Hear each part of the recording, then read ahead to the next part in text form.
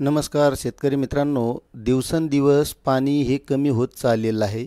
विहिरीला सुद्धा पाणी पातळी खोल जात आहे. बोरवेल असेल त्याची सुद्धा पाणी पातळी खोल जात आहे. आणि अशा वेळेस जर आपल्या शेतामध्ये पीक उभं असेल आणि त्या पिकाला पाणी द्यायचं असेल तर आपल्याकडे पर्याय नसतो. आणि कधी-कधी पावसाळ्याच्या वेळेस आपली विहीरसुद्धा वरून वाहत असते. नदी नाले याला सुद्धा भरपूर पाणी असतं. मात्र ज्यावेळेस आपल्याला गरज असते अशा वेळेस पाणी नसतं. मग अशा वेळेस पाणी देण्यासाठी शासनाने मागेल त्याला शेततळे योजना आणलेली आहे. त्यामध्ये वैयक्तिक शेततळे ही एक योजना आहे आणि या योजनेमध्ये अर्ज कसा करायचा हेच आपण आजच्या व्हिडिओमधून बघणार आहोत. तत्पूर्वी मित्रांनो, तुम्हाला एक विनंती आहे की मी रामेश्वर नवटके आपलं वेणुगंगा टेक या यूट्यूब चॅनलमध्ये स्वागत करत आहे. मित्रांनो, तुम्ही जर आपल्या चॅनलवर नवीन असाल तर चॅनलला सबस्क्राईब करा, कारण आपण या चॅनलच्या माध्यमातून शेतकऱ्यांविषयी विविध योजनांची माहिती आणत असतो. तर चला मित्रांनो, व्हिडिओला सुरुवात करूया. तर शेतकरी मित्रांनो, सर्वप्रथम आपल्याला महाडीबीटीच्या या वेबसाईटवर यायचं आहे. आता मित्रांनो, या वेबसाईटवर आल्याच्या नंतर हा अर्ज आपण मोबाईलवर सुद्धा भरू शकतो. हे महत्त्वाचं सांगायचं आहे मला, कारण प्रत्येक शेतकऱ्याला आपल्या शेतात बसल्यावर सुद्धा मोबाईलवर अर्ज करता आला पाहिजे आणि त्याच संबंधी मी माहिती सांगणार आहे. आता म्हटल्यावर आपण या वेबसाईटवर आलोत. आता इथं आल्याच्या नंतर काय करायचं, इथं 2 ऑप्शन दिसतात आणि या वेबसाईटची लिंकसुद्धा मी डिस्क्रिप्शनमध्ये देणार आहे. आता यामध्ये वापरकर्ता ID आणि आधार क्रमांक. आता जवळपास शेतकऱ्यांचं रजिस्ट्रेशन या वेबसाईटवर झालेलंच आहे. एखाद दुसऱ्या शेतकऱ्याचं जर नसेल तर त्यांनी नवीन अर्जदार नोंदणी यावर क्लिक करून घ्यायचं आहे. मात्र ज्यांचं झालं आहे तर त्यांनी अशा प्रकारे करायचं आहे की आपला वापरकर्ता ID आपल्याला माहीत नसतो. मग आधार क्रमांक हा आपला प्रत्येकाला माहीतच असतो.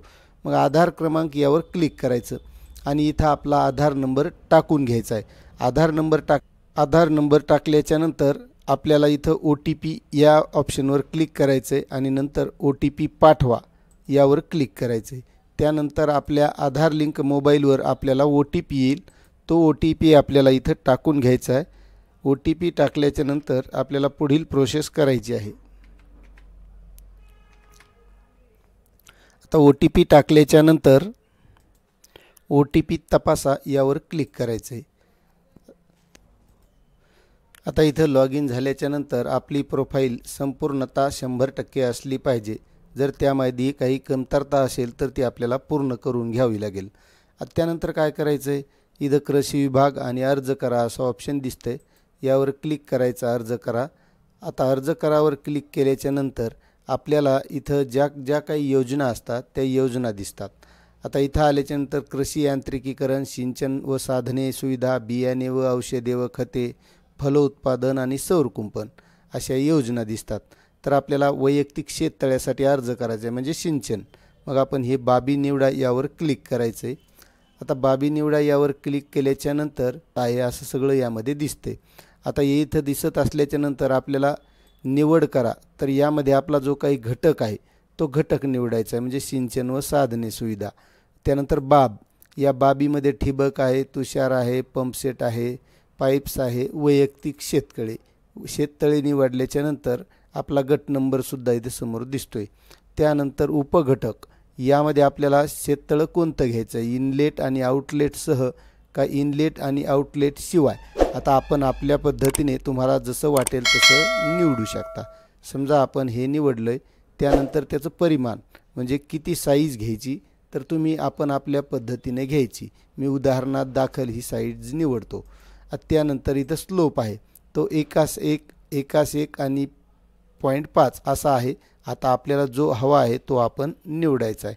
आणि त्यानंतर मी पूर्वसंमतीशिवाय वैयक्तिक शेततळे तयार केल्यास अनुदानास पात्र असणार नाही याची मला जाणीव आहे.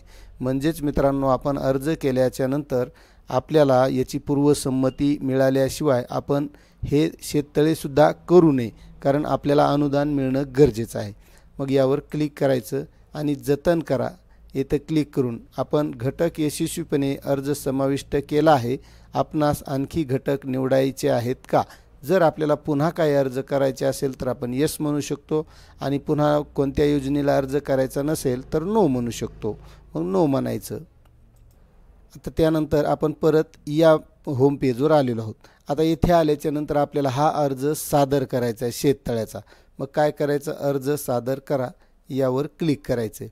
आता हे क्लिक केल्याच्या नंतर परत आपल्याला इथं पहा असं म्हणतं, या पहावर क्लिक करायचं म्हणजे आपण जो काय अर्ज भरलेला आहे तो आपल्याला इथं दिसणार आहे. आता हे बघा इथं मित्रांनो या अगोदरसुद्धा काही अर्ज भरलेले आहेत, कृषी यंत्र अवजारांचे फलोत्पादन आणि आपण आता सिंचन व साधने. आता यामध्ये आपल्याला वैयक्तिक शेततळे घ्यायचं आहे म्हणजे आता इथं आपल्याला याला 1 नंबर द्यायचा, त्यानंतर हे आहे समजा याला 2 नंबर द्यायचा, त्यानंतर याला 3 नंबर द्यायचा.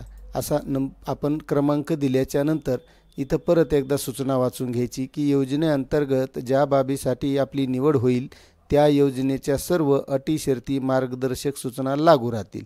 होय म्हणून याला क्लिक करायचं आणि अर्ज सादर करा यावर क्लिक करायचे.